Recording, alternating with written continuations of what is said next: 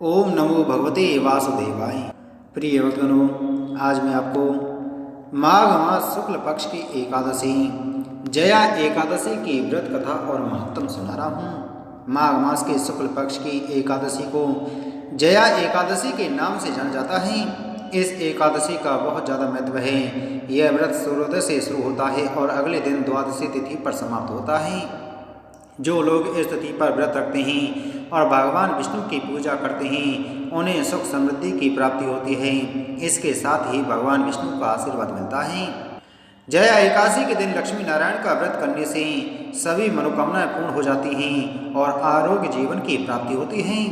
साथ ही मनुष्य को पृथ्वी लोक के सभी सुख सुविधाओं को भोगकर अंत में वैकुंठ धाम की प्राप्ति होती है। जैसा कि इस एकादशी के नाम से ही पता चलता है, यह व्रत सभी कार्यों में उन्नति और सफलता दिलाता है। साथ ही बेहद अधिक कल्याणकारी माना जाता है। इस व्रत में शंख चक्र और गदाधारी भगवान श्री हरि के स्वरूप की पूजा की जाती है। इस व्रत में दान करने का फल संपूर्ण यज्ञों के बराबर वरदान मिलता है। यह व्रत न केवल भगवान श्री हरि के भक्त को बल्कि उसके पूरे परिवार को कल्याण और समृद्ध पूर्ण बनाता है।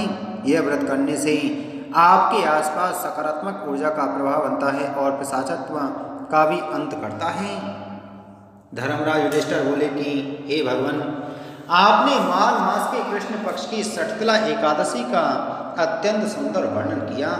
अब आप कृपा करके माघ शुक्ला एकादशी का क्या नाम है, व्रत की विधि और उस दिन कौन से देवता का पूजन किया जाता है, विस्तार पूर्वक कहिए। श्री कृष्ण भगवान कृपा पूर्वक बोले, हे राजन, इस एकादशी का नाम जया है। इसका व्रत करने से मनुष्य ब्रह्म हत्या आदि पापों से छूटकर स्वर्ग की प्राप्ति करता है। पिशाच आदि योनियों से भी मुक्ति मिल जाती है। अतएव इस व्रत को विधि पूर्वक करना चाहिए। अब मैं तुमको पद्म पुराण की एक कथा सुनाता हूँ। देवराज इंद्र स्वर्ग में राज करते थे और अन्य सब देवगण सुखपूर्वक स्वर्ग में रहते थे। एक समय इंद्र अपनी इच्छा अनुसार नंदन वन में अप्सराओं के साथ क्रीड़ा कर रहे थे और गंधर्व गान कर रहे थे। उन गंधर्वों में प्रसिद्ध पुष्पदत्त तथा उसकी कन्या पुष्पावती और चित्रसेन तथा उसके स्त्री मलिनी भी थे। मलिन का पुत्र पुष्पवान और उसका पुत्र माल्यवान भी उपस्थित थे। उस समय पुष्पवती नामक एक गंधर्व स्त्री माल्यवान को देखकर उस पर मोहित हो गई और कामवान से चलायमान होने लगी। उसने रूप सौंदर्य हाव भाव आदि द्वारा माल्यवान को वश में कर लिया। पुष्पावती की सुंदरता को देखकर माल्यवान भी उसके ऊपर मोहित हो गया। अतः ये दोनों कामदेव के वश में हो गए, परंतु फिर भी इंद्र के बुलाने पर नित्य गान के लिए जाना पड़ा और अप्सराओं के साथ गाना शुरू किया। परंतु कामदेव के प्रभाव से उनका मन न लगा और अशुद्ध गायन करने लगी। इसकी भाव भंगमियाओं को देखकर इंद्र ने इनके प्रेम को समझ लिया और इसमें अपना अपमान समझ उन्हें श्राप दे दिया कि तुम स्त्री पुरुष के रूप में मृत्यु लोक में जाकर पिशाच का रूप धारण करो और अपने कर्मों का फल भोगो। इंद्र का श्राप सुनकर ये दोनों अत्यंत दुखी हो गए और हिमाचल पर्वत पर पिशाच बनकर अपना जीवन व्यतीत करने लगे। रात दिन में उन्हें एक क्षण भी निंदा नहीं आती थी, निंद्रा नहीं आती थी। उस स्थान पर अत्यंत सर्दी थी। उनके दांत सर्दी से कटकटा रहे थे।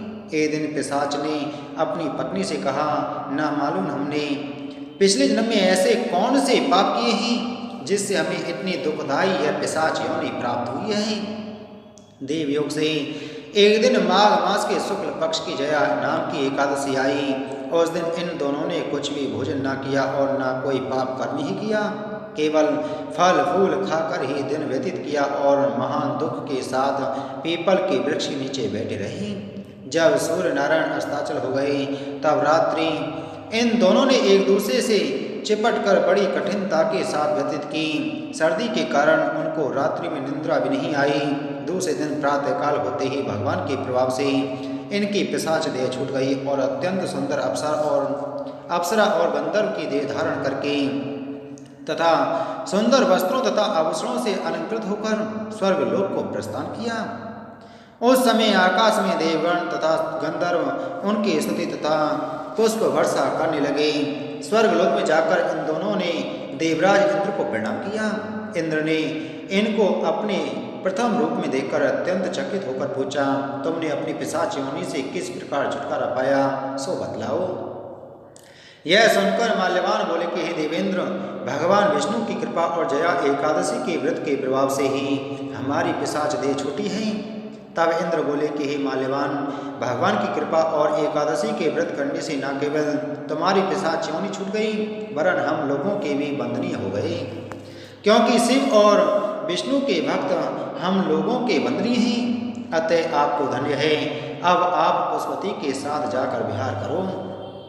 श्री कृष्ण कहने लगे कि हे राजा युधिष्ठिर, इस जया एकादशी के व्रत से बुरी योनि छूट जाती है। जिस मनुष्य ने इस एकादशी का व्रत किया है उसने मानो सब यज्ञ जप दान आदि कर लिए। जो मनुष्य जया एकादशी का व्रत करते हैं वे अवश्य ही 1000 वर्ष तक स्वर्ग में निवास करते हैं। बोलो एकादशी महात्म की जय। बोलो श्री कृष्णचंद्र भगवान की।